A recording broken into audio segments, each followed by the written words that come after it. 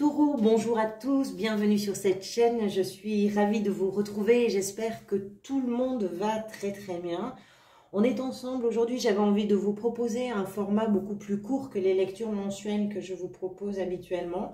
Et peut-être que je vous le reproposerai si c'est quelque chose qui vous plaît. C'est un tirage avec 5 cartes, donc on concentre et c'est comme si on prenait un petit peu une photo de ce que vous êtes en train de vivre ou peut-être de ce que vous êtes en train d'intérioriser, de traverser. Et puis on voit ça ensemble. Donc 5 cartes comme je vous le disais. Pour vous, en plus des 5 cartes, il y a quand même 4 arcades majeures qui sont sorties. Je crois que c'est la Vierge aussi qui a eu ça. 4 arcades majeures, donc ça mesure l'intensité de ce que vous traversez. Qui plus est, vous avez des cartes qui sont quand même très fortes. On va démarrer tout de suite. Vous avez quand même la 10 qui est la roue de fortune et le mât qui est le 0. Donc on est sur une fin de cycle, sur un début de quelque chose avec la tour qui s'effondre. On voit ça tout de suite. Alors on commence par la roue de fortune. La roue de fortune, vous le savez peut-être, c'est une carte de changement. Là, il y a un changement qui est en train de s'opérer, qui a peut-être déjà démarré, probablement d'ailleurs, qui a déjà démarré, parce qu'on a le fou qui vous a amené vers ce changement. Mais c'est un changement qui nécessite peut-être de prendre un petit peu de temps, parce que les étapes qui sont, comment on va dire, ponctuées par la roue de fortune, sont des étapes qui sont très significatives dans ce que l'on vit. La roue de fortune, il y a quelque chose qui est en train de prendre une nouvelle tournure. Ça ne relève absolument pas de votre responsabilité. C'est la vie, en fait, qui se propose là de vous faire évoluer vers quelque chose de tout à fait nouveau. C'est la vie qui prend la main. Pour ceux qui croient au destin, c'est le destin. C'est une carte qui amène son lot de chance.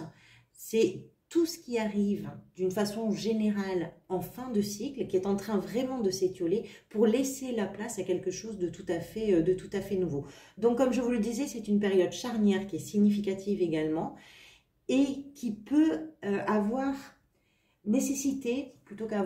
qui peut nécessiter pour vous de prendre un petit peu le temps de comprendre ce qui est en train de se passer, parce que le changement est tellement important, est tellement puissant et peut-être aussi tellement soudain pour certains, que même si ça va vers quelque chose de bien pour vous, je pense que vous avez besoin d'abord d'absorber peut-être le choc pour certains, mais surtout d'absorber l'impact réel de ce changement pour en comprendre tout le sens.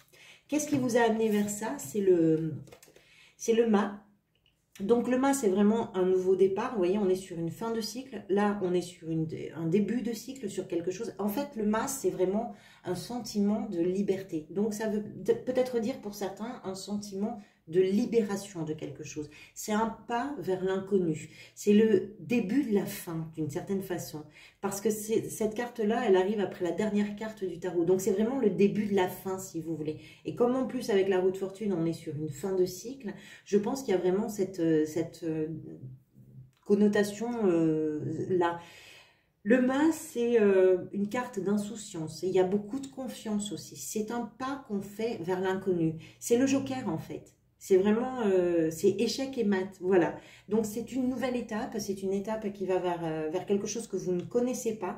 Je pense que ce qui est en train de se terminer là avec la roue de fortune et aussi avec la tour qui vient en soutien, qui vient vous aider dans tout ça, je pense que c'est quelque chose qui peut être un petit peu, comment je pourrais vous dire ça, qui peut être un petit peu troublant émotionnellement, parce que quand on va vers l'inconnu, on n'est jamais très sûr de soi. C'est un petit peu ce que dit cette carte. Sauf que lui, il part avec beaucoup d'insouciance. Il se dit, allez, c'est inconnu, j'y vais. De toute façon, je fais ce que je veux, comme je veux, quand je veux. Donc, il y a cet élan-là, sur cette nouvelle étape qui est en train là de se mettre en place pour vous, qui a peut-être déjà démarré, mais qui nécessite que vous preniez un petit temps de recul. Mais il y a quand même cet élan, il y a quand même cette soif d'avancer vers quelque chose que vous ne connaissez pas forcément. En plus, vous ne maîtrisez pas, puisque c'est l'idée du destin pour ceux qui croient au destin. Qu'est-ce qui va venir vous aider? C'est la tour. La tour, c'est vraiment... alors, ça peut être une information, ça peut être une décision, ça peut être une situation. On peut être dans du professionnel, comme on peut être dans du sentimental, du relationnel, du familial. Je ne sais pas du tout quel est le domaine là qui est concerné, puisque pour chacun d'entre vous, bien sûr, ce sera différent. Quoi qu'il en soit, il a dû y avoir soit une information, soit une situation qui est arrivée d'une façon un petit peu soudaine, peut-être un petit peu brutale pour certains d'entre vous, et qui a vraiment complètement chamboulé la donne. La tour, c'est tout ce que l'on connaissait qui s'effondre, qui s'écroule, mais qui ne s'écroule pas pour rien, puisque c'est ce qui a permis de donner un nouveau départ à quelque chose dans votre vie, ou en tout cas un nouveau départ à quelque chose dans peut-être professionnellement, peut-être aussi dans une relation avec quelqu'un. Ça ne veut pas dire quitter quelqu'un, ça veut dire qu'il a pu y avoir un changement. Ça peut être aussi un coup de foudre, hein. C'est-à-dire que vous êtes sur un changement parce que vous avez rencontré quelqu'un. Et je dis ça aussi parce que là, ce que vous voulez, vous, c'est sortir d'un chagrin. Alors, si c'est un coup de foudre, on comprend très bien l'association de ces deux cartes. Il faut laisser s'effondrer la blessure d'une histoire passée pour pouvoir justement avancer dans une toute nouvelle histoire. Ça, c'est tout à fait possible, tout en prenant le temps, bien sûr. Si ce n'est pas un coup de foudre, si on ne parle pas d'une relation amoureuse, il est possible qu'il y ait eu avec cette 3 d'épée, à un moment donné dans votre histoire, peut-être professionnelle, une humiliation par exemple, ou dans une histoire relationnelle, ça peut être aussi familial, hein, comme je vous disais, une blessure, hein, quelque chose qui a fait que vous avez eu le cœur vraiment très lourd, vous avez été très impacté. La 3 d'épée, si vous voulez, c'est une blessure que l'on a en tête, qui est extrêmement présente et qui pèse au quotidien sur nos épaules, et qui pèse vraiment sur tout ce qu'on traverse. On ne quitte pas cette blessure des yeux, on ne peut pas parce qu'on le porte en soi et que c'est très fort et très présent. Et vous, justement, ce que vous voulez, c'est mettre cette blessure derrière vous, c'est mettre cette humiliation derrière vous.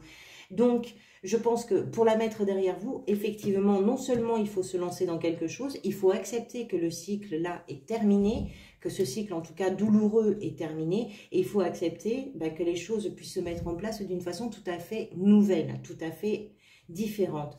Ce vers quoi vous allez, c'est le pendu. C'est-à-dire, alors moi je pense qu'avec des changements qui sont aussi forts, qui vous impactent autant, qui vous touche autant, qui vous le bouleverse à ce point, je pense que vous avez besoin de les appréhender avec un petit temps de recul. Le pendu, c'est pas quelqu'un qui stagne, c'est quelqu'un qui ne bouge pas. Alors parfois, c'est parce qu'il est contraint par des circonstances. Il ne peut pas bouger parce que la vie, parce que les responsabilités, parce que le travail, peu importe quoi. En tout cas, les circonstances font qu'il ne peut pas bouger. Mais vu votre tirage, moi, je pense que c'est pas tant les circonstances qu'un choix délibéré de vous laisser le temps d'appréhender le changement et de vous laisser le temps de l'absorber pour en comprendre tout le sens, pour en comprendre l'impact et l'amplitude que ce changement peut amener à votre vie et peut-être aussi à votre environnement, qu'il soit professionnel, qu'il soit familial ou autre. Donc je pense que c'est un choix. Là pour le coup, je pense vraiment que c'est un choix.